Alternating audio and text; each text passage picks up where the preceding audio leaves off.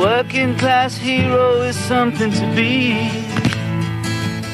Welcome all, one and all, to American Freedom Radio. Thank you for tuning in, listeners. Today, this is Santos Bonacci, of course, and today we have some very special guests, and I'm honoured to have the two guests that we have today. As you know, I have extensive information and presentations that I have published on YouTube dealing with astrotheology, astrology, etc.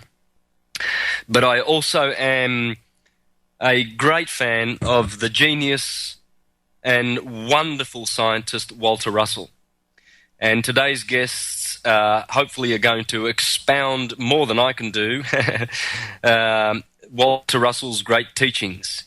So if you're not familiar with Walter Russell, I urge all listeners to grab, in particular, The Secret of Light and New Concept of the Universe, and delight your mind with the exquisite science therein.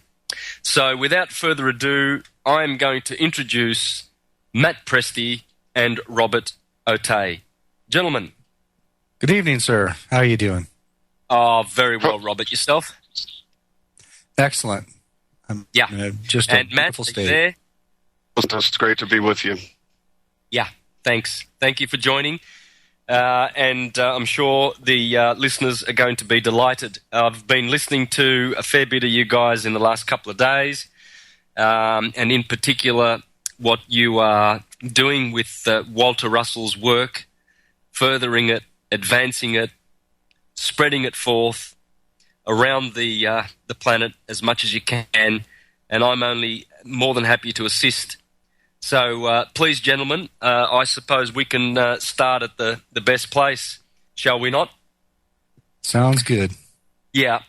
Who would like to go first? In particular, we'd like to just give the listeners, the first-time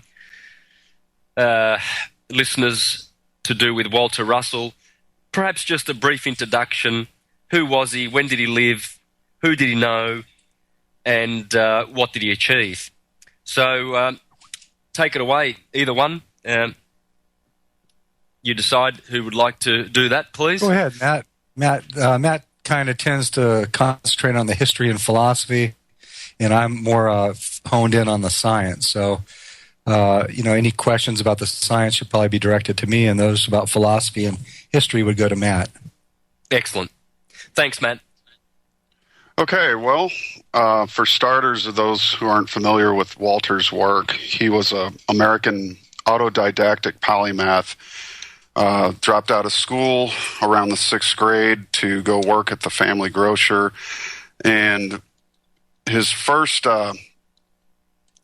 illumination, for those who aren't familiar, illumination is a divine connecting with Source, and he experienced his first one at the age of 7, which led him to see the world in a much different way. He was often quoted as saying he wasn't ruined by education, so he had a natural view of the world, much like many of the geniuses who have come before, who see the world through more of a natural interpretation. And that allowed him to unfold and progress in a very different manner than one with an academic education. He mastered art at an early age, music, sculpting. He was a master horseman and scientist and philosopher, and basically very well-rounded in the liberal arts. And his abilities were such that he could concentrate and decentrate, a term he used, to bring forth ideas from the stillness of the inside, or the inner silent spaces in one's soul where God dwells, the kingdom of heaven within. And he was very in tune with this, probably more in tune than any man in perhaps 2,000 years. So he was just his ability to master all that he did was what set him apart. And not in just writing about it, but demonstrating it to the world at large. Yeah. I'm. I did a presentation called Physics and the Myths. And in there I read lots and lots of portions from the book A New Concept of the Universe.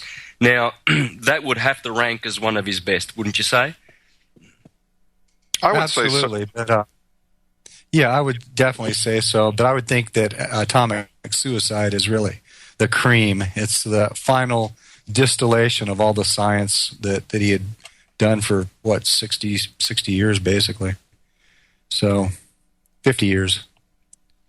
Yeah, and he's so little known. Now, why would that be? Because I believe he was a sculptor, and he sculpted some US presidents. He was known as a genius in the he was a luminary of his time, and he ran with presidents and queens and kings and Mark Twain and Tesla and all the bigwigs of his time. And he taught at IBM, and he was extremely well known. And the fact that he, just like Tesla, has been pretty much removed from history speaks deeply of the people that create his story, and how they control information and don't want people to know about these luminaries like Tesla, Schauberger, and Walter Russell. Yeah. A great lineage of illuminated men, and they all seem to agree that they weren't damaged by education. Exactly. That's correct. And also notably that they all have a very great connection to nature, a very intense awareness of natural law, natural science, and just a very conscious friendship with nature itself. Yeah. Now, Walter Russell's understanding of the solar system. Can you explain that perhaps, Robert? Well, to be honest with you, he basically deferred to the heliocentric version of the solar system, the academic Copernican system, which is kind of a flat disk where the planets move around in ellipses. You know what I mean? Yeah. But the truth of the matter is, in Atomic Suicide, he kind of, you have to understand the thing about Walter Russell is he did revise his work. In the Universal One, which he wrote in 1926, he had basically used the heliocentric model of the solar system. Because what he did is he went out and he learned academic theories of that time, so he could talk to other academicians and try to explain to him what he had seen. But as time went on, he revised a great deal of his work, in the very first manuscript that he wrote, the Universal One. And in Atomic Suicide, he states very clearly that there's no such thing as ellipses. He says all motions are circular, and Dr. Bott's model of the vortex solar system, you would see that. You would see that the helical trajectories of the planets which follow the sun in a huge vortex are actually circles and not ellipses. Ellipses are basically impossible. I mean, the idea that planets speed up and slow down is really absurd, and how would it be that, with the forward motion of the sun going around the galactic disk, the ecliptic, up above and below it, how would it be that the planets would have a velocity that would go faster than the sun and go past it and then go behind it? So, if you want to talk about Russell's view of the solar system, it had to be amended. Yeah, although he didn't state it very clearly at the end, he did make that one assertion that there's no such thing as elliptical orbits. Wow. Yeah.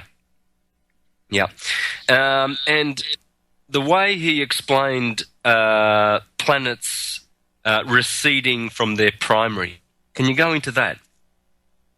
Sure. The Newtonian view of, say, the moon, for instance, let's use that as an example. Newton's idea of gravity was based on the moon being like a cannonball, like it was shot out of a cannon, and it had a certain trajectory, and that's what kept it in orbit. And if it was to stop, it would fall to the earth, because Newton believed that there was this thing called an inward pulling force of gravity, which in Russellian science is absurd. Russellian science says gravity is stillness, It's points and shafts of stillness, just like magnetism is planes of stillness. So the Copernican idea of a solar system was not compatible with Russellian science at all. And so what happens with the planets is, as they're birthed from their primaries, the sun, they spiral slowly away. And that's what we see. We see all the planets, as they get further and further away from the sun, they get into different electrical pressure zones and they begin expanding. And that's what's happened with the Earth and Jupiter and Neptune and all this, is they have continued to grow. I mean, because the planetary birth is no different than the births in the animal kingdom. You know, something is born, it's small, it grows up, it gets large at maturity, then it begins to wither away, and before it dies, it returns to of life. So planets are no different than the animal kingdom or plant kingdom. It's all the same. Everything is a seamless projection of the Creator's divine system, which is that everything's birthed, it grows to maturity, grows old, and is basically reincarnated. It repeats the cycle. And the planets, if I may add, also have children of their own. We call those moons. Yeah. So those would be the grandchildren of the sun, if you will. So all things are birthed from a parent. They start small, they grow bigger, they throw off rings, which is the unwinding of their centers, and eventually become gaseous and return to stillness. As they forever go slower in their orbits and faster in their rotation. Is that correct? Yeah, well, you know, can't really use the term orbit, because if you use the term orbit, it gives this idea that you know, something's going around, and really everything is moving in spiral helical trajectories. So what's happened in academia is they time stop. They give you a two-dimensional freeze time stop view of what's going on. They don't consider the forward motion, the dynamic motion of the solar system as a whole. The sun is moving forward, and the planets are moving behind it. The planets are moving forward, and their moons are spiraling behind them. They're not going around them in perfect orbits. You see what I'm saying? Because you could never get back to the same point, because it implies you're coming back to the same point. That's also referred from the ancients as the cosmic serpent. The great cosmic serpent was the same view of that. Yeah, the Tao Sang. Yeah, too good.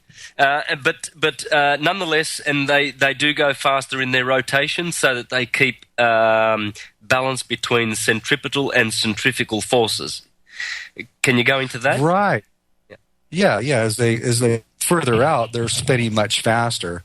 Mercury, for instance, is practically locked, with its face to the sun almost all the time. Its rotation is extremely slow. But as you go out further, the planets speed up in their rotation, not their orbits, but their rotations, not their helical trajectories. Exactly, and it's beautiful. He says in the new concept of the universe that this is how the body of the solar system remains in form, intact, I guess, because the planets slowing in their I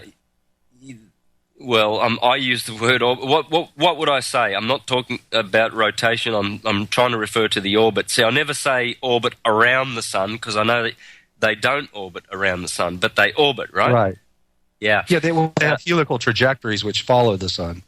Yeah, exactly.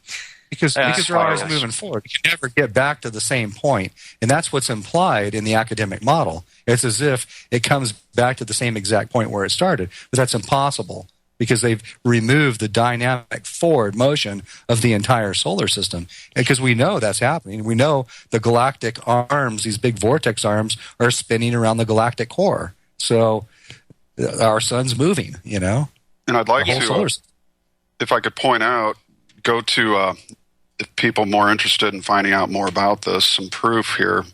NakedEyePlanets.com is a telescope site that gives you calendars of when you can view the planets. All the planets that are past the Earth are viewable all year around, except for a period of about 2 weeks to 4 weeks. And you can go to any of these yearly calendars for astronomers and view the viewability charts that were put there, and I believe this site is also affiliated with NASA in some way, at least approved by it. So if that is true, that all the planets are viewable for most of the year round, then that's to say that Jupiter goes behind the sun, but only for a 2-week to 4-week period, and all other planets do too. That's impossible. Yeah. So we actually wrote that guy who heads that website and detailed, the error in this, Copernican model, clockwork face orbit model of the universe, of the solar system, and we were never written back. So, I mean, it's either a convenient, undiscussed part of cosmology within the powers that be, or there's some reason other than that they either don't know or they're just not ready to face the reality. Have you guys checked out Nassim Harriman's solar system model? I haven't. Oh, okay. Matt, no? No. Okay. No, I'm just wondering how it compares with those guys. There are a lot of guys who are presenting a different model for the solar system, so it's quite interesting. I'm trying to, perfect the concept in my mind. But wouldn't you say, guys, that this solar system, the way it works helically, is just like the DNA strands as above in the macrocosm? Oh, and we've got music. Thanks for tuning in, guys. I'm with Matt Presti and Robert Otey, and we'll catch you after the other side of the break. Hey, welcome back. You're with Santos Bonacci and very special guests Matt Presti and Robert Otey, and I am with people that I really, really want to spend hours with. Man, you guys, I'll tell you what, you're blowing my mind. It's just brilliant. Please take the conversation any way that what I want you to do today is to get out your best stuff. What needs to be heard out there today by people, okay? Sure. And while you're doing that, Stelios the Greek says hello. He'll probably call in later in the second hour, so... Yep. So this is for Stelios. And by the way, he says the solar system is like an unwinding spring that is decompressing. You could say as much. I mean, I'm just that's the way Stelios thinks, man. The guy is a deep Greek thinker. We'll get back to that. So, so if you can just take the conversation. I don't mind if you stick with Russell and Keshava Behat because I'm very familiar with Keshava Behat as you guys are, and I've been promoting his stuff far and wide. It sounds like you heard of him from Jason Verbelli. Possibly. Yeah, because that's the way. That's not the correct pronunciation. It's Bat, not Bahat. Oh, and that's the way Jason pronounces it, Yeah. Okay, take it away. Oh, so you want to talk more about the vortex solar system and the helical trajectories? Yeah, unless there's something that you want to really get out today of new stuff or anything. Okay? Okay, I'll just go with Dr. Bat's model for a minute. Great. Basically, we're taught that the Earth's axis is inclined 23 and something degrees, and that's what changes the seasons. In Bat's model, basically what's happening is we're in these huge spirals behind the sun, so we're either above or below the sun, or at its equator, or somewhere in between. So according to Bat, all the poles of all the planets are parallel with the sun. And that makes a lot of sense because, the sun is moving around the galactic core, and there's a northern hemisphere and a southern hemisphere to the galaxy. So basically all the stars and their planets would have to have their poles be parallel as they move around the disk. So what happens is as it moves around in a year, you get the 4 seasons according to its position, either at the top of the vortex, in the middle of the vortex, or at the bottom of the vortex, those define the seasons right there. Those are the 4 stations. So it's very, very different. And the other thing would be that the so-called wobbling of the Earth's axis, which creates what man calls the precession of the equinoxes, which is approximately 26,000 years, is not due to a wobble, but rather a wobbling of the entire solar system. And I know you've referred to Cruttenden's work in some of your lectures because I watched a few, and I don't think that's necessary. I don't think a binary star is necessary at all, because if you have an academic degree or an indoctrination, you've been indoctrinated with this idea of these flat ellipses, and those don't even exist. What exists are spiraling helical trajectories, and so every star that's born has its own spiraling trajectory as its birth. It doesn't require another star to create that wobble effect of the entire solar system. So these observations, like the so-called precession of the equinoxes, which should really properly be called the precession of the zodiacal constellations, because that's what's precessing as the sun moves in a spiral wobbling path that moves like a serpent in 3 dimensions. And so that's another one of the illusions that we're talking about here, is this precession of the equinoxes is not due to a wobbling of the axis, because the axes are not wobbling. They're stationary. Yeah. And if I may add to that, one of the things we do want to get out there is that our current views in many of our institutions, be it science, medicine, you could really say even and so on, is that basically what we have in humanity currently dominating all fields of study is a 2-dimensional reduced view of a 3-dimensional universe. And what mankind is doing, and I think part of what the awakening process is for mankind around this time, this peak of this 2012 event, what we're seeing is actually an awakening, a next octave of human thought, where we're leaving the 2-dimensional thinking world of man and entering a 3-dimensional world of thought, where we can view motions in our internal minds in 3 dimensions as opposed to 2. And in order to see a spiral dynamic universe, you must develop a 3-dimensional way of thinking about it. And I refer to that as a triality instead of a duality, to be centered at the fulcrum of motion, not on the seesaw moving one side to the other, but to be still in the center of the motion so you can actually view it for what it really is. And that takes the mind.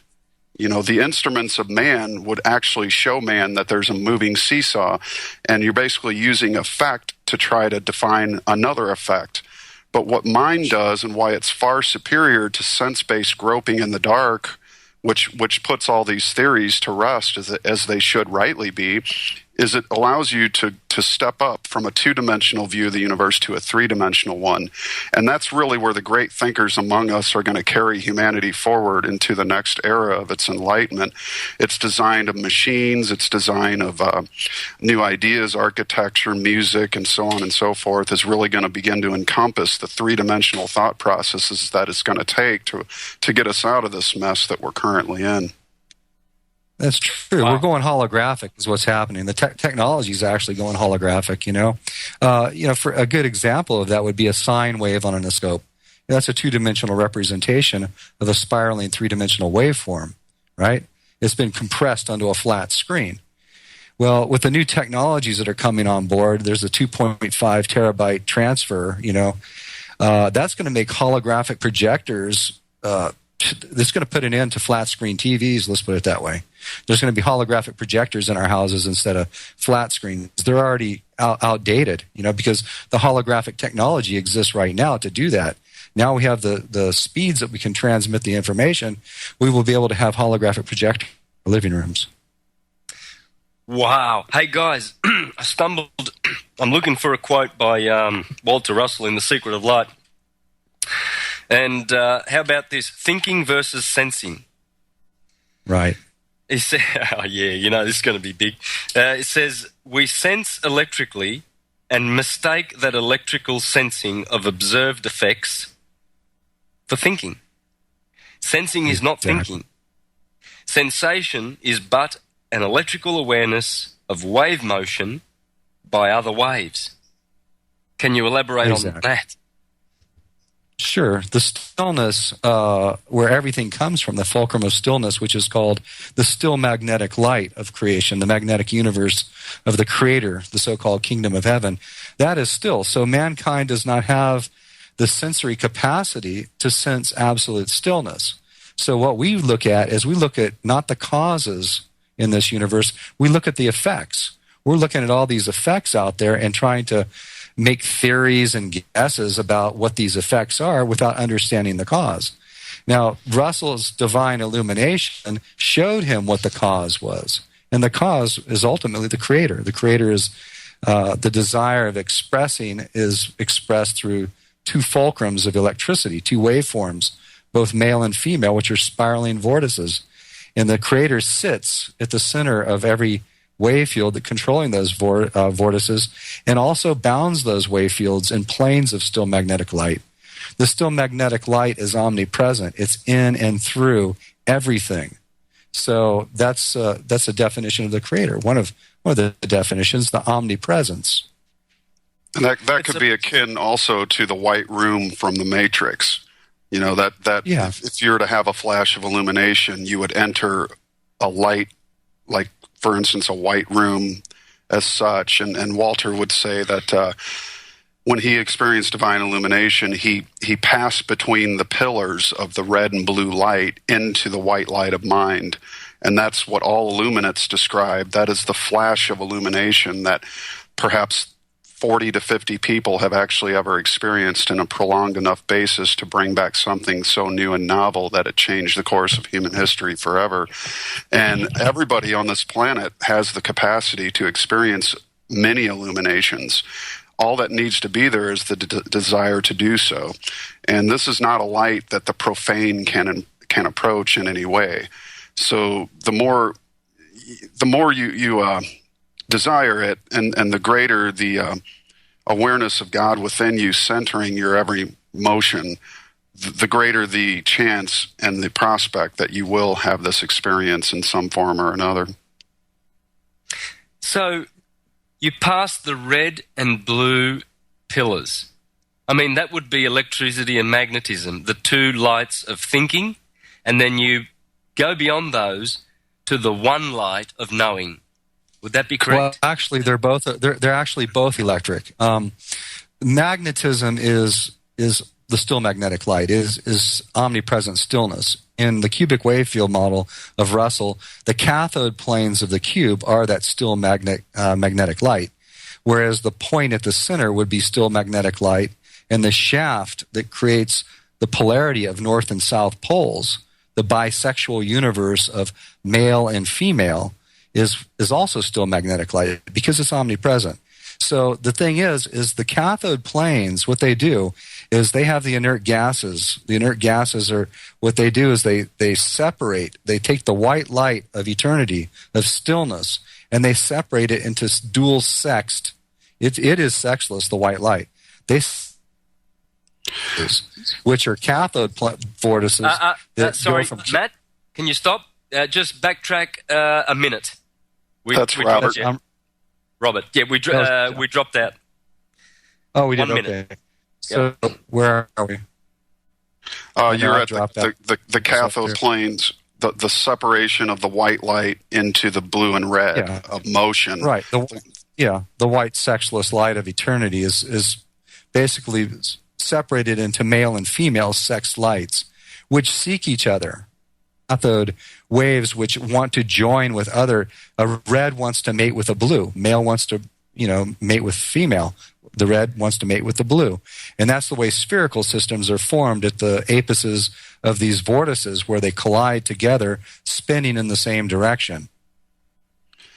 And to qualify that, Santos, if I may, real quickly, the red hemisphere of the brain is the left, the right hemisphere of the brain is the blue. So those are the pillars that you pass between, and the chakras could be likened to the gravity poles of stillness. that line up on that, between the two hemispheres. That's basically the equator of man. Is the chakras point out the equator of man, and when you enter into that equator, you enter into the still magnetic, undivided sexless light of oneness and stillness, which is why science cannot prove the existence of the Creator, because it's looking for the Creator in motion, using the large hadron collider, trying to find a particle of matter that emits the energy in the universe, and they never will find it. It was a colossal waste of money, and as you can see, the results of a recent report are less than promising, as they say, that they were all excited that they found the God particle and Nobel Prizes for everybody. There's your entitlements and your egos coming alive.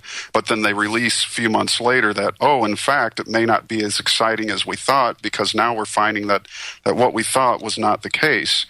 So what they're doing, as Russell said, you might as well cast nets into the sea to search for oxygen. If you're looking for the cause of creation in a particle of matter, it's just not even fundamentally sound to even do so. But the senses trick mankind and always have. So they're always trying to define an effect with an effect, all the while forgetting that there's the cause, which is motionless and silent and still. And until we learn to think of our universe in a mindful way, in a still way, that we'll never know by trying to think with it using our senses. It will always deceive us. Yeah. Yep. And that's exactly what this chapter there, thinking versus sensing. So you mentioned in one of the shows you were talking about empirical reduction. Right. Yeah, that'd be it. Yeah, that's the scientific method, empirical reductionism, trying to break things down to their smallest points, to classify and catalog them, but that the still magnetic light is beyond the sensory range of humans. It can't be seen, or there's no instrument that can detect it, because it's absolute stillness. There are no vibrations whatsoever. That's exquisite. And hence you see the British flag with the colours red, blue and white. The American flag, red, white and blue. The French flag. Yeah. What are they teaching? Well, in case you're not convinced, check out the South Korean flag and the Pepsi logo. It's a wonderful universe we live in, folks. And stay tuned. We're with Matt Presti and Robert Otey after the break. Well, welcome back to American Freedom Radio, folks. You're with Santos Bonacci, and today I have very special guests, Matt Presti and Robert Otey, and we are discussing some great Russellian science, and it is absolutely awesome. It just reminds you of what a great universe we live in. A universe of motion, as Russell says, mind thinking, motion, no elements, no substance in those elements, just different rates of vibration. Exactly. Guys, sorry? Exactly. Yeah. Guys, would you like to please give folks your contact details, tell them about your book and all the resources you've got? Okay, yeah. My website's Free Energy and Free Thinking. That's www.feandft.com. There you can find a 1,200-page book that I've got documenting the proofs of Russellian science and all the dissenting academic criticism that's been basically takes apart academic theory. It's filled with hundreds of video links and hundreds of links to other, supporting proofs. And I would suggest Chapter 8 of the book and the memorial page that I set up for Dr. Keshava Bhatt. If anybody's interested in the conversation we've had this evening so far, a lot of the proofs will be found in Chapter 8 and the work that I set up for the memorial page for Dr. Bhatt. Oh, wow. Memorial page. Is that suggesting that he's passed away? Oh, yeah. 2 years ago, he passed on. And I was fortunate enough to have known him for a couple years before that. We had many Skype conversations. He was mainly in Venezuela at the time. He's from Manipur, India, but he had been living in many places around equatorial regions around the planet because he was a botanist for 40 years, a PhD, and with a passion for studying astronomy. And he's one of the people that really brought forward this idea of the vortex solar system. Where did he get was he like Walter Russell? Was this original or through some other older inspiration?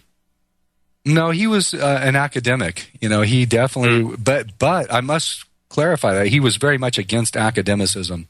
He's got another book called 1998 where he just trashes academia, and the mind control indoctrination system that it is. So no, he was a dissenting academic, but he made these discoveries on his own after doing 40 years of astronomical observations from equatorial regions around the planet, from places like Madagascar and India and Venezuela. And so he wasn't sort of illuminated as such as Walter Russell was, right? So yeah, I am more associated with Butt in that respect, because unless I had some kind of illumination when I was a kid, or I've just been like this, I don't consider myself to have, I'm just a researcher. And, right, sure. And I just love listening to the truth. And you can hear the truth. It rings. It rings true. The truth can be found empirically also. Look at the work of Frank Chester. I mean, he's proven Russellian science, the twin opposing vortex model, because he showed that the heart is not a pump. It's basically an implosion regulator. There are twin opposing vortices in the heart, and there's a still point at the center of the heart, which is that still magnetic light. That's the seat of the soul, where we actually commune with the Creator. All of us have access to this divine information if we'll only go into the stillness that's at the center of our hearts. So look, it is possible to find it, through empirical studies and laborious research. I mean, Frank did it the long, hard 10 years of grinding through, building all these models to find the chestahedron and the twin opposing vortices within the heart. Frank Chester, yeah. Oh, Frank Chester, yes. Okay. Right. Yeah, okay. So, wow. So, these guys have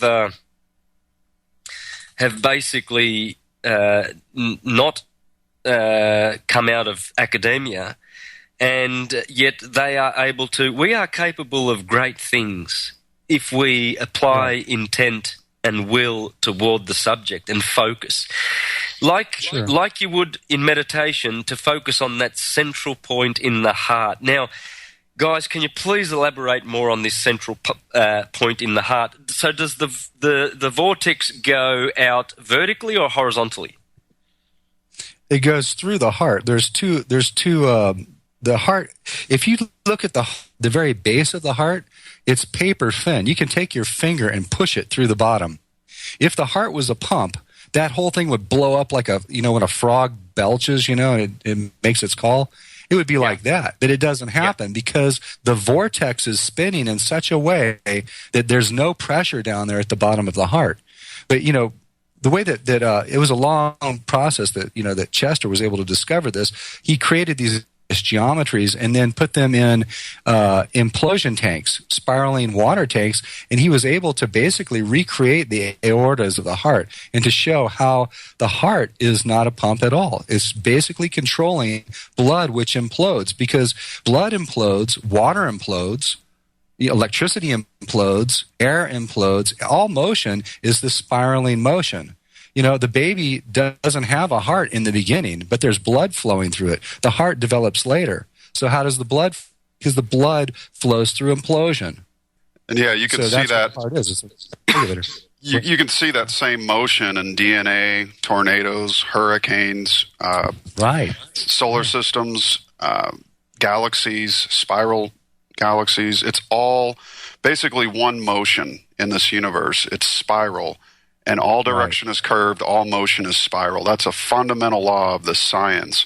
And that we don't need things like dark matter and string theory and quantum this and that to understand our universe. And basically what's been pulled over our eyes as a society is that only less than 0.1% of all humanity is accredited by a university to be allowed to talk about cosmology or the understandings of our universe, when Russell says anybody with a fourth grade education can understand the fundamentals of spiral flow, because it's in everything. It's in the rings of a tree. It's in the cochlea of the ear. It's in the bones of the rings of growth of our own bones. Everything grows in rings. Rings and spheres are all that exist, and all motions of spheres and rings are spiral, and they're dynamic. Which brings up a really important point about academic science, that this invalidates both Euclid and Newton, because they both, Euclid believing that parallel lines will remain parallel for all eternity if they go on. That's absurd. All motion is curved and spiral through space, so that's an impossibility. Or Newton's idea that one object hits another and it continues in a straight line. There's no such things as straight lines. You can't take a straight path from here to the moon. It's impossible. It requires a spiral trajectory to get anywhere in the universe. Wow. This implosion, going back to the implosion in the blood, is this to do with, are you familiar with Dan Winter's fractality and optimized fractality? Yeah, of course. Yeah. Absolutely. Yeah, he's done a lot of good work. Unfortunately, Dan, at the end of the day, Dan defers to academic theories, which we've debunked in great detail in our work, and so did Russell. So, unfortunately, he does a bunch of beautiful stuff with sacred geometry, but at the end of the day, he validates Planck's length, quantum quackery, the nuclear theory of the atom, all this garbage that needs to go to hell for all eternity and be put away. We need to start studying real science. That stuff is pure garbage. There's no truth to any of it. Yeah. Good on you for being so honest and frank there, because unless we change the containers of thinking that we have inherited through education and mass media and all that bullshit, talking about orbits. I hate using the word orbit, but I say orbit and never say orbit around the sun, because I know the true solar system. But I'm using that, and I suggested to you guys that we someone should coin a phrase for how to describe the cyclical movements of the sun, because it's quite difficult, because it's long-winded. There's no one word, so it'd be handy to have but we need to change the containers, you see, of thoughts, because they're very, very powerful. So deferring back to consensus science and the way they speak, I often think too, although the guys have you followed the work of thunderbolts.info? Blunderdolts.info? Thunderbolts, yeah. We know, I call them blunderdolts, because they basically stabbed us in the back. So after 10 years of supporting them on my website and sending lots of traffic to them, basically, I guess we'll have to pick it up after the commercial. Yeah, please. Hold the thought. Thanks for sticking with us, guys. Listeners, this is the top of the hour, and we'll be back for another hour after the break. Hang in there. I've got Matt Presti and Robert Otey. I just don't want you to know I can see through your masks. Oh, yeah, we can. We can see through their masks.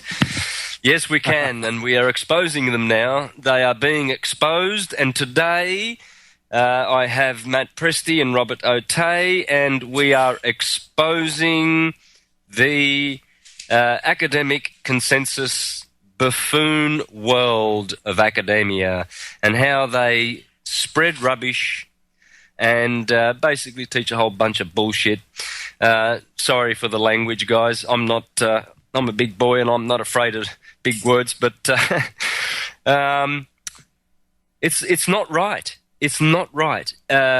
We've got scientists basically that are torturing animals in laboratories, and to make rubbish things like vaccines to poison people, because it's proven that they do damage and harm.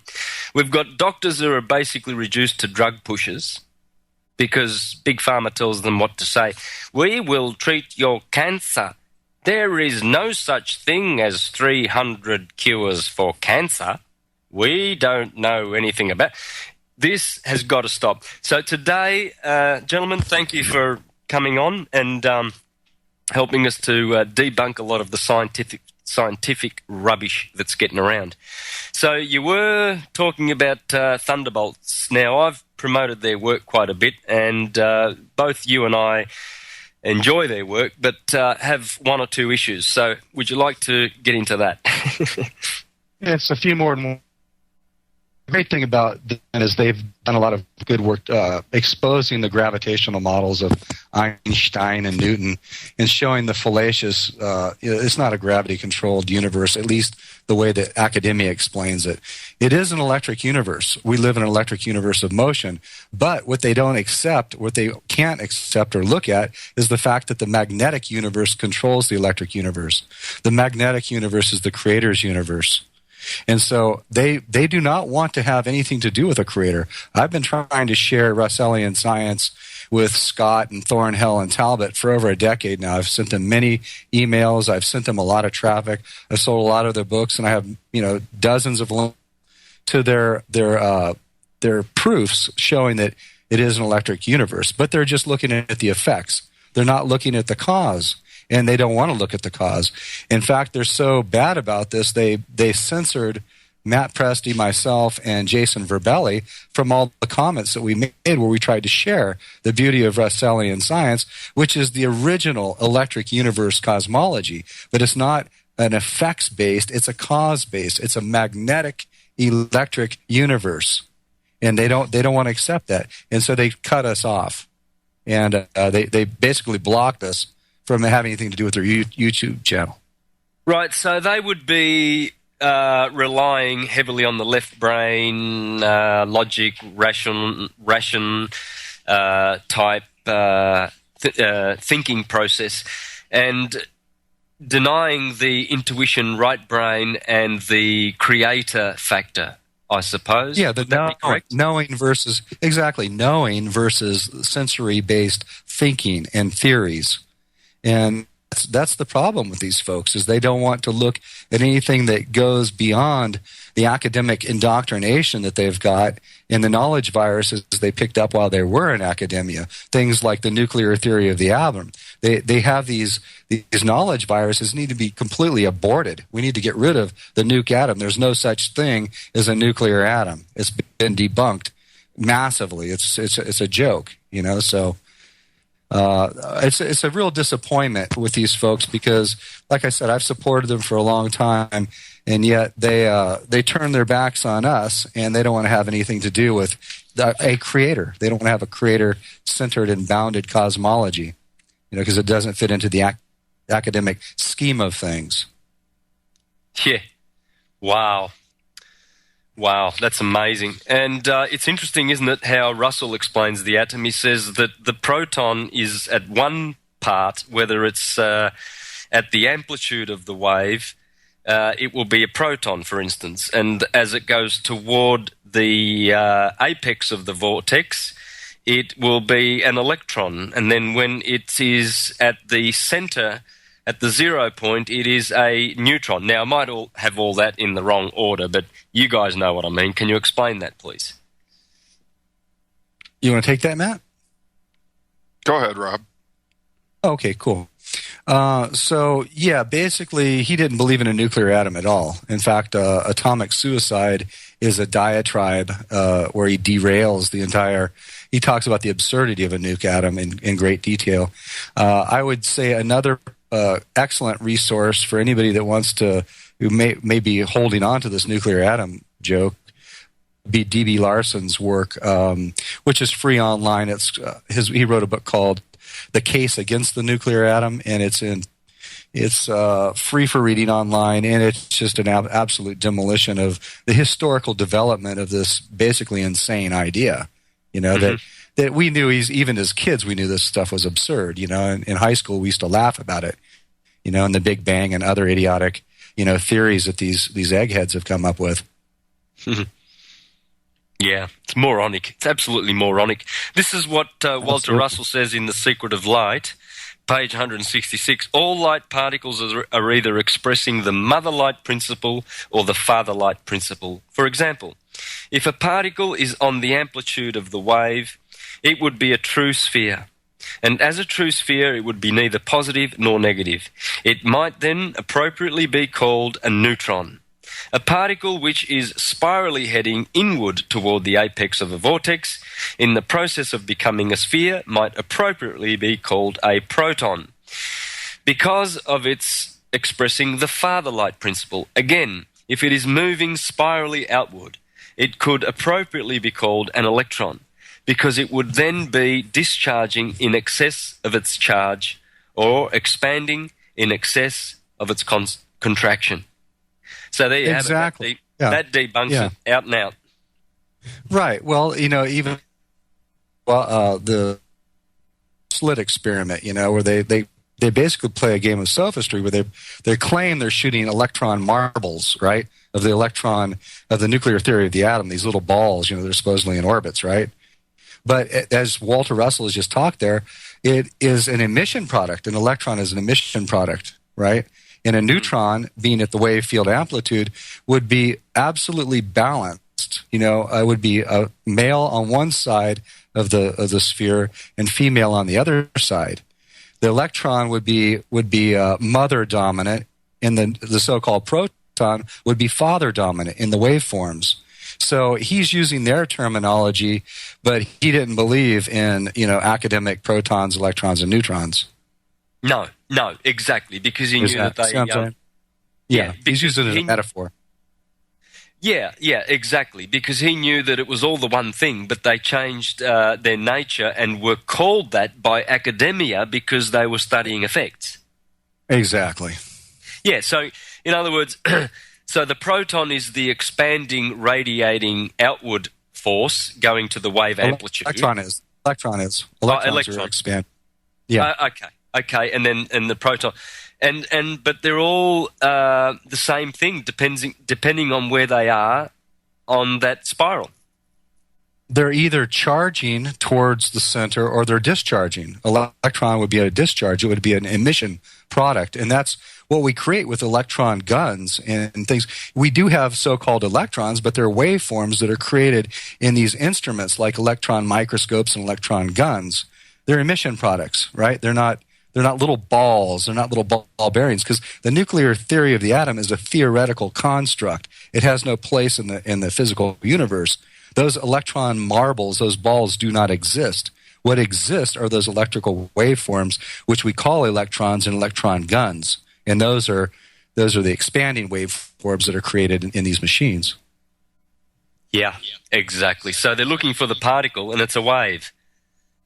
Exactly. That's the whole deal. The whole quantum mechanics is based on this sophistry of this dual slit experiment, where they're playing a shell game with you. They're saying that they're shooting these marbles which don't exist when they're actually shooting these waveforms, which are spiral. They're balls. Yeah. Matt, can we do a little bit of the philosophical side of this? What about the cause, the creator? Well, certainly. You had asked earlier that we go ahead and give our website information out, so I'll do that real quickly. Mine is Matt Presti, MattPresti.com. That's my personal site where I have over 100 original songs you can listen to for free. And our joint website for Robert and I is called thesecretoflight.com.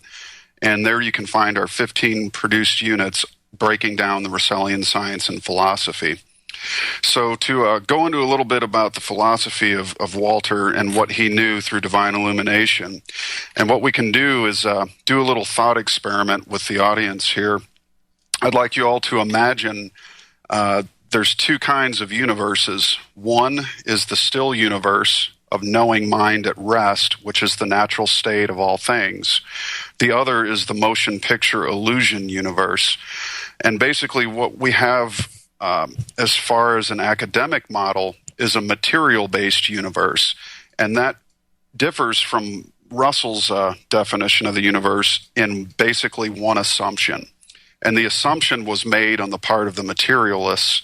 The materialists believe that that mind is a cause or is a effect of matter. So the materialists believe that mind is an effect of matter, where Russell knew mind to be the cause of it, as well as many other mystics and sages throughout history have demonstrated in their writings. You can go back to the Bhagavad Gita, where it speaks of mind as causal and matter as an effect. So that's the fundamental assumption, neither of which has been proven conclusively, but from what I've seen come from this material science, the development of atomic fission that's destroying our planet, chemtrails wasting our beautiful sunny days with foggy hazes, and drones murdering people from remote control. I mean, in no way do I support the current science as it stands, and anybody that does is either A, mad, or B, a secondary psychopath. Because what science is doing and what science has done ultimately, which is the same thing religion, it took religion 5,000 years to kill millions and millions of people, where science has been able to kill millions and millions of people in just 100 years. And the advancements in science, you can get funding if you have an idea for a bomb that kills millions of people. You can get all the funding you want, but if you have an idea that will bring world peace, you get zero.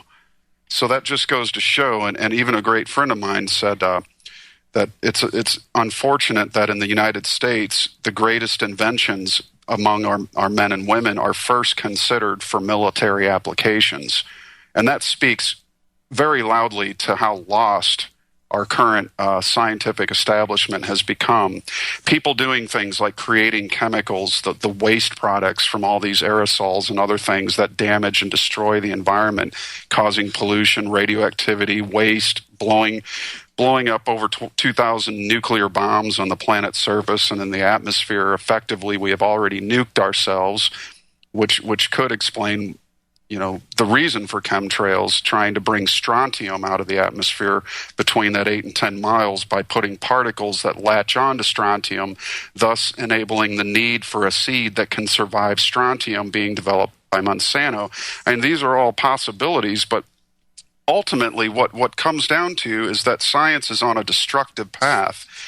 And Walter and Leo did not put much faith in the scientific establishment being able to save us from radioactive fallout. And I happen to be in agreement, as Chernobyl still silently burns under its giant sarcophagus of concrete, and as 2 or 3 reactors in Fukushima silently burn, spewing particles of radioactivity that will eventually end up in every one of our bodies, in all our food, our children, our children's children, and their children. And if nobody gives a damn about that, then they can go to hell. But that's the whole reason I got involved with this in the first place, was because I want to leave my children with a better world. And I'm not going to be spoken of that I didn't try, that I didn't care enough to try and remove some of the falsified concepts that keep reinventing explosion-based technologies which blow up nature, as opposed to using processes that, the clean engine processes that nature uses. She does not use fire, as Victor Schauberger said, to make her things grow or create her things in nature. She uses coolness and generates implosion and compression to create her forms. So that's a fundamental difference right there in the science of the materialist and the science of the mystic. Now, I'd like to do the concept, the little experiment of thought with people here.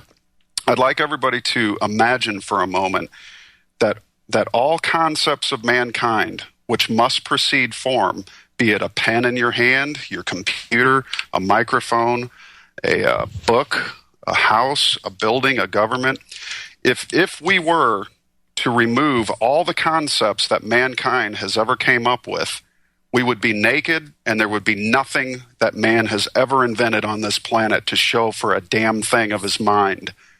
Mind has to be the force. It's obvious. It's no longer a question as to whether or not mind is causal.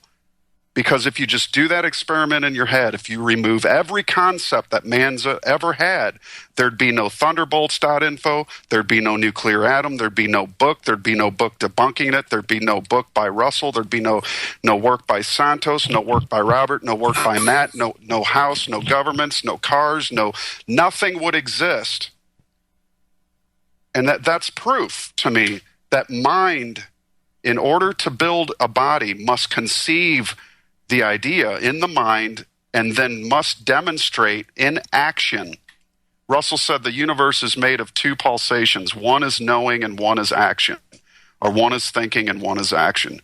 So anything man builds, he must first conceive it as an idea in his mind. The second action that must follow that, that idea to exist as a simulation, must be the building of a body. If you do not build a body for your idea to simulate it, it does not exist. And I'll leave it right there. Yeah, well, welcome back, guys, to American Freedom Radio. I'm with Matt Presti and Robert Otey, and the thought before the break, we'll carry that on, about mind, the cause.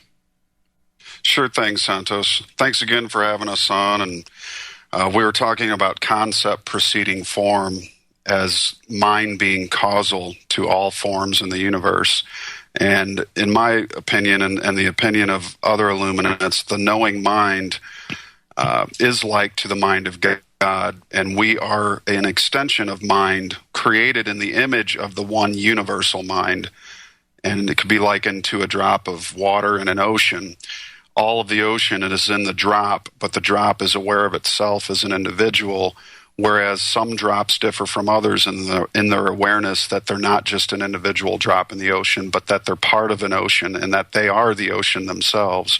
And to the degree of the awareness of your being a part of the universal mind is to the degree that you can command the power of that universal mind. And that's why materialists cannot approach this kind of a power. The profane are barred from approaching these kinds of mind concepts because they believe in a material universe and that mind is an effect of material. And that's an assumption based on the illusions of matter and motion. And again, that's the prime difference between the science of the mystic and the science of the materialist. The mystic assumes that matter is causal, while the mystic knows mind to be causal. And basically what the mind universe, as Russell referred to it, he actually entitled his first book, The Universal One, to denote his reference to universal mind. And it's a new concept of God as well. It's not anthropomorphic. It's not male or female. It is mind itself, which is causal. And he was able to demonstrate the power of mind in all that he did. And that's why I look to his work, because a lot of people talk, like Einstein, for instance, called the greatest genius of the 20th century. And basically all he ever did was write several books, come up with some armchair theories, many of which have been debunked in great detail. And the actual only body he ever made was a concrete refrigerator that didn't run on electricity, which failed to gain interest due to the probably sheer weight. I mean, if his idea would have caught on, imagine whenever any of us moved, we'd be cussing Einstein because we have to move this, half-ton refrigerator out of our house as opposed to... So I think, but Time Magazine denotes to him as the greatest genius of the 20th century, which I disagree with. This genius worship of men that are not geniuses. You want to tell the difference between a genius and a non-genius. Look at the bodies they've made. Look at what they produce that actually you can say there's a body of work. I don't think theories are necessarily denote genius. Anybody can come up with a theory and use some two-dimensional language called math to make it stand as factual in the minds of those who play the shell game, as Robert said. But in all reality, genius is separated from mediocrity in one fact and one fact alone. It creates bodies of work that are demonstrations of the power of mind. So I think understanding the fundamental differences between walkers and talkers, if you will. There's a lot of talkers in this world, and Robert and I were discussing this earlier. Half of these geeky guys that are worshipped as super thinkers like Michio Kaku and others probably haven't done a hard day of work in their life. I mean, they're promoted by the establishment. I laugh when I see his head on anything. I laugh. I just laugh. It's just a game these guys play. These entitlements, and they rub elbows, and they're this elite club of thinkers that they're only allowed to understand the universe. Everybody else has to grope in the dark if you don't speak the Chinese language of math. The mathematicians have the greatest understanding. I've met poor guys. Guy lives down the road from me. He doesn't even have a fifth grade education, but he knows more about the universe than any of these monkeys have ever said. And he demonstrates it in his own life by the way he lives in balance with nature and the things around him. So I think this false hero worship was promoted by the William Randolph Hearst and the yellow journalistic, media machine of the early 20th century, who sought to overthrow critical thinking in order to basically take a stranglehold on thought, and through university education and academic indoctrination, overthrow what Tesla was trying to give to the world, which is real free energy. And exactly what is free energy? It means it's free. You don't charge for it. And I don't think even that, if cold fusion was free energy, what's a cold fusion machine going to cost a family of 5 who can barely afford to pay their bills? And we need to start thinking outside of the box. And the sooner we get away from academic science, just put it in the garbage bin of history where it needs to go. Russell said, basically the reason science is stubborn about coming to his view of the universe, of a mind wave universe, is because they've had 300 years of entrenched academic views that refuse to go away. And I think calling these things laws has locked man into an inability to break the law. According to the second law of thermodynamics, perpetual motion's impossible. But yet, as Robert and I have discussed, show us anything in this universe that's not perpetually in motion. I mean, how can you say exactly that? Do planets and stars stop at gas stations to refuel? God. Of course not. We just need to understand the fundamental principles of motion from a higher ordered state, from a 2-dimensional reduced version into a 3-dimensional unified version of a universe in our mind's eye. We have this ability. The time to do it is now. We have to look into ourselves, use our own minds, the power of our own minds, and begin to start thinking 3-dimensionally. And that is the mother of all invention, necessity. The necessity is greatest now. We need it now. And that's what we're trying to promote.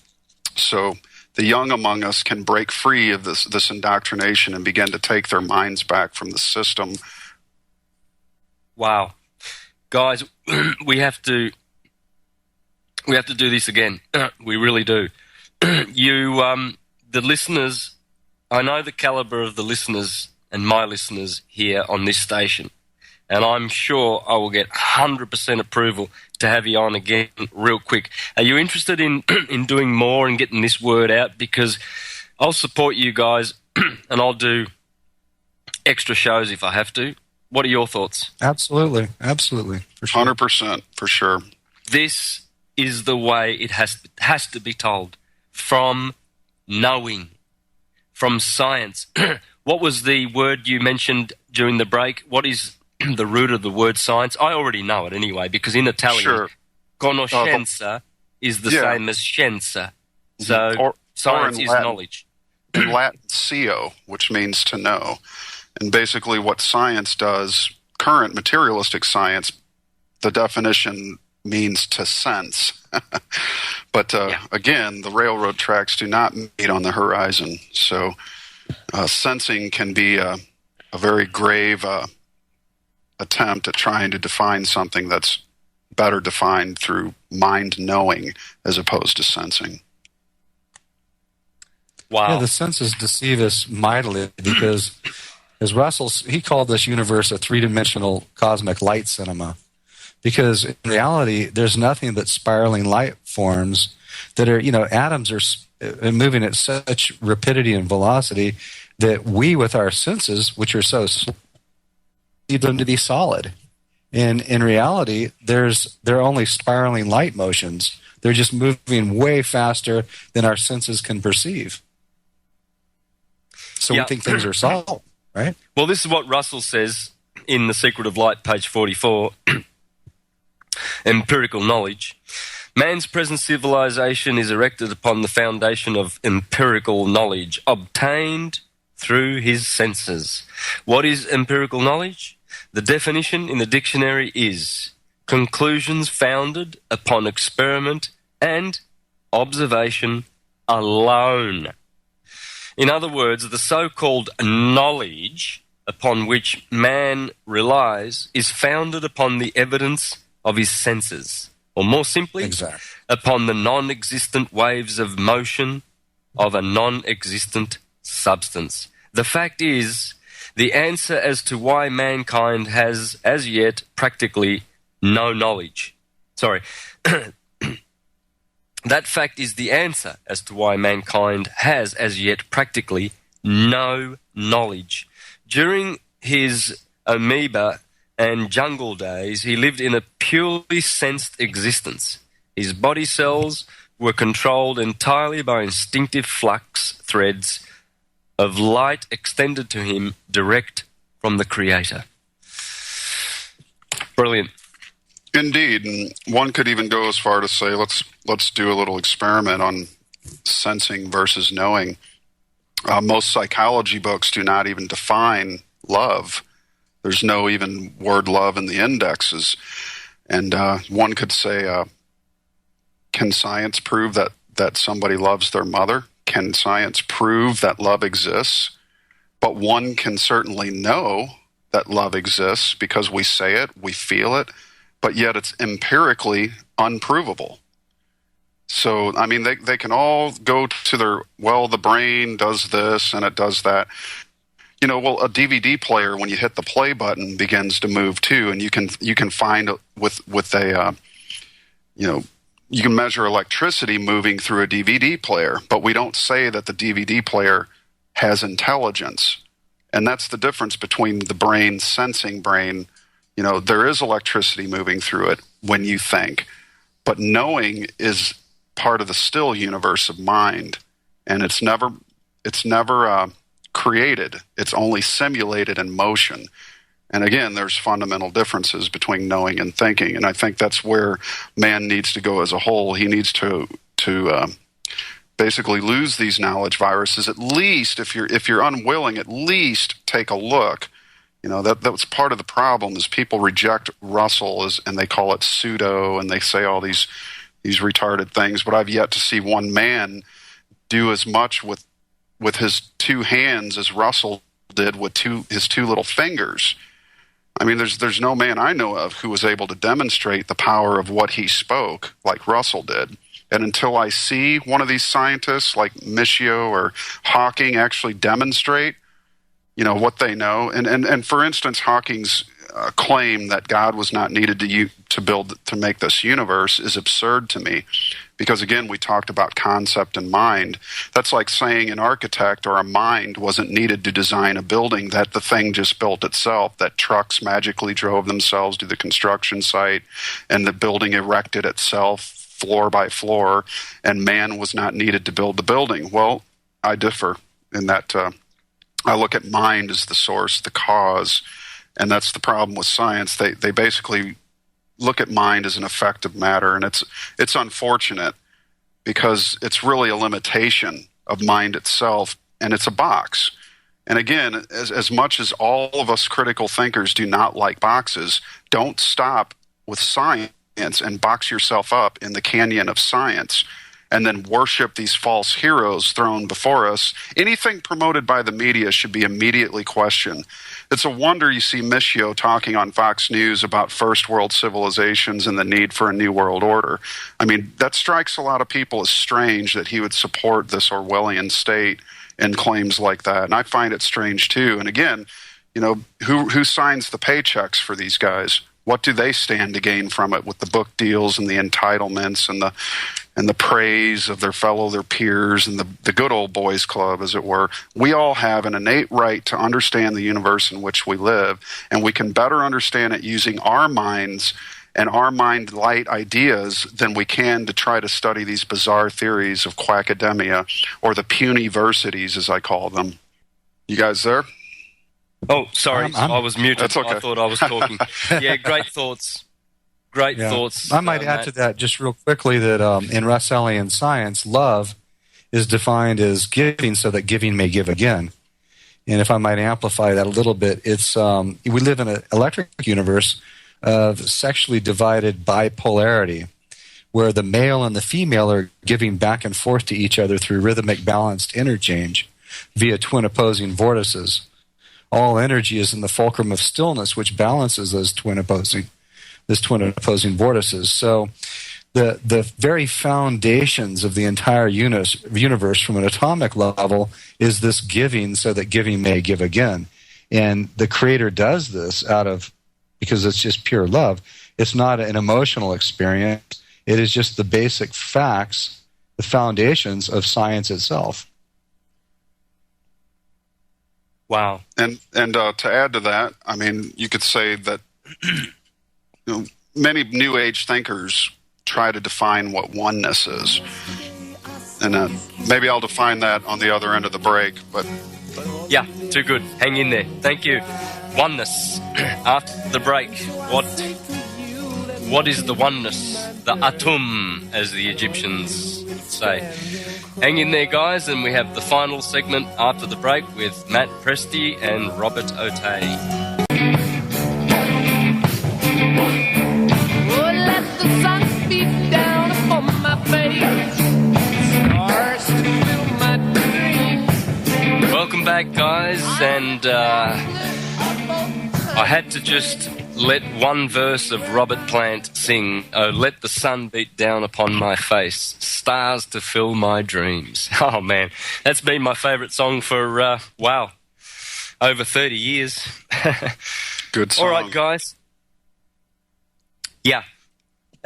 So let's. This is the last segment, so it's pretty sad that we've only got 2 hours. It's scratching the surface, isn't it?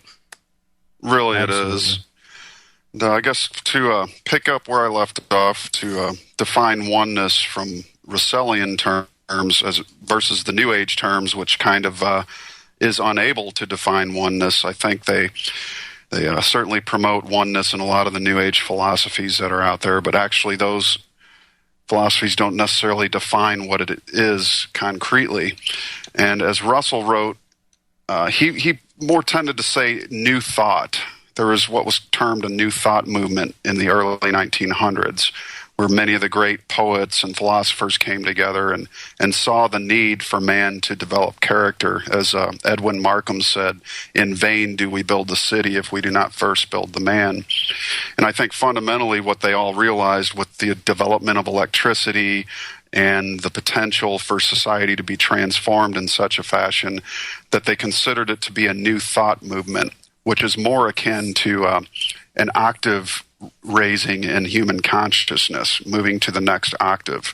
So I guess to define oneness from Russellian terms would be to say there is only one. The one law of this universe is balance. The one matter or substance is light. The one force is electricity. The one cause is desire. The one emotion, which has no opposite, is ecstasy. The one principle is love. The one thinker is the Creator. The one thought is the Creator's imagination. The one song is the music of the spheres, or the universal symphony. The one time is now. The one Savior is you. The one is the other. Find the one in yourself. Know the one in the all. And I wrote that actually to try to define oneness for people to help them out. So I think, Matt. Yes. Matt, did you write that? Yes, I did. Please, can I have that? Can I have that, please, so that I can Sure. put it on Facebook and get it out so that everybody can have that as a mantra? That Sure is thing. absolutely magnificent. That should be... Wow. Okay, continue. Sure thing. Well, we do have a forum at the Secret of Light that under the discussion inspired writings, I've posted 7 so far inspired writings that center around different philosophical outlooks from a Russellian perspective, and you could just as much call Russellian science natural science. I think the two terms are interchangeable. We just call it Russellian to denote the work of Walter Russell, but it is basically natural science. And this is the one view, I think, when we begin, as Walter Russell said, nature is the only teacher. There need be no other. And that has profound meaning, especially to any illuminate or anyone who's had a partial awakening, that the power of mind itself, which all of us express, is the saving vehicle which will create a world of abundance for us if we base our mind desires on the giving and regiving principle of love, which is manifested in nature. And it's basically a scientific definition of love that needs to be put in textbooks. And that's why our first unit, we spent probably, 200 hours, Robert, trying to define these terms in the first unit, the definitions that are going to help to establish the new language of science, a science based on nature, as opposed to materialistic views, which are two-dimensional. You know, we need three-dimensional thinking in order to save our planet from the ruination of these deluminated people now leading it. So maybe you want to go into that, Robert, toward free energy technologies and what it's going to take. You know, the thinking needs to be there, obviously. Yeah, it's nature. It's a natural science. It's based on nature, and basically we need to copy nature, biomimicry. That's what Schauberger was doing. That's what Walter Russell was doing. That's what Tesla was doing. These people worked with nature knowingly rather than, these explosion-based technologies where we have to steal oil and murder people and blow up countries and create all sorts of wars and nightmares and pollution and stuff in order to have productivity. If we copy nature with the clean implosion ways and what have we'll have a different sort of world where we won't live in manufactured scarcity as the corporations have given us. We'll live in absolute abundance. Basically drew me to this work and to Walter Russell. Inevitably, it is really the pinnacle of all this, via Schauberger and people like that free energy technologies are really what is going to change this planet. It's going to invert the power structures, and it's going to give the power to the people, where we have point-of-use free energy machines in people's homes, rather than paying the energy barons and the warmongers and the central bankers who finance all this. They're the ones that are sitting at the top of the pyramid collecting all the dough right now. They have all the power and the control. That's what's wrong with this planet. When those people are brought down and the power is given to everyone on the planet, this planet won't be too small for everyone. We talk here a lot about population control and all this, and we need to get rid of people. No, we need to get rid of the backwards explosion-based technologies that are destroying the world. This planet could support 1 trillion people. Yeah. Have we lost you? Sounds like we might have lost Robert, but yeah, I'm in full agreement with Robert, and that's kind of what brought us together and why we've chosen to do this presentation. It's a labor of love. We really do give a damn. I don't have a PhD to show for myself, but I do have a thinking mind that I do have the concerns and the heartfelt realization that what I do in this life, I leave to my children and the children of my loved ones and my nieces and nephews and the friends and neighbors. I really do give a damn about this world. And so the effort and the time, the colossal amount of time that we put into this was not for elevating our own egos to be in any way, worshipped as any kind of an icon.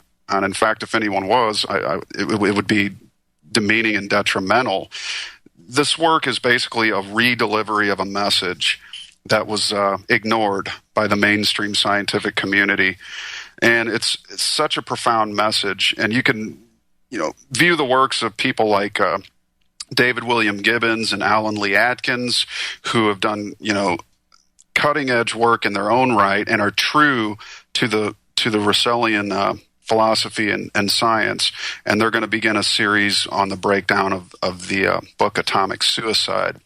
And we've been guests on David William Gibbons' show several times. And just incredible people are trying to do incredible things, and they realize how important what Russell had to say is. And it's important not because he tried to be worshipped by any men or for his ego's sake. It was important because he acquired this knowledge through divine illumination.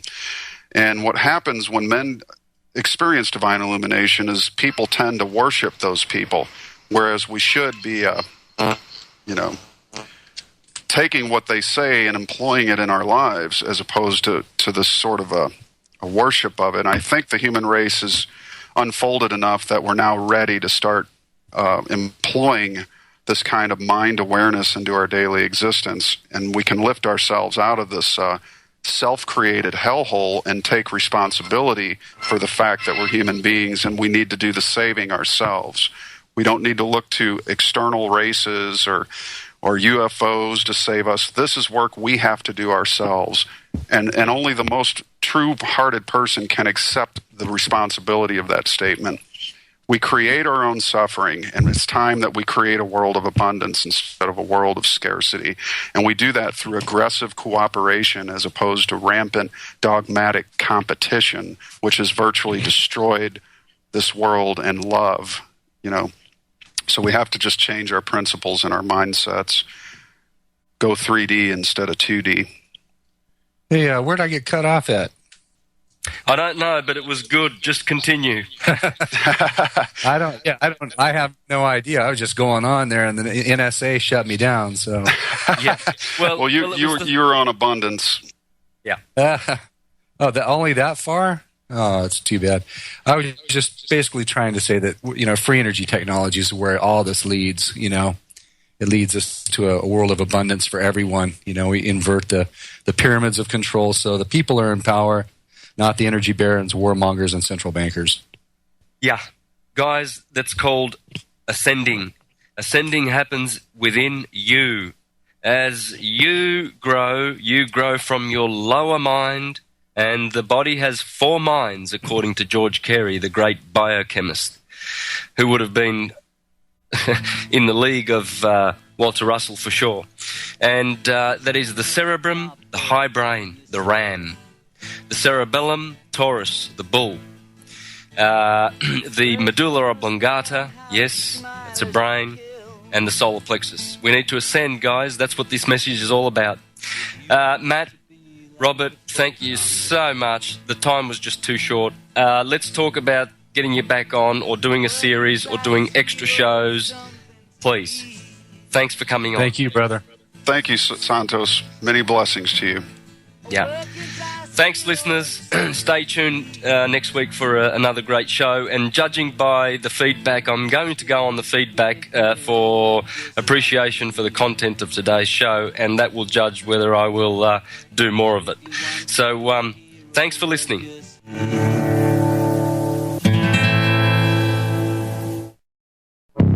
Welcome to the world's meeting place. American. It's practically narcotics. Freedom. Oh, yes, I like very much. Radio. You're an American institution. American Freedom Radio.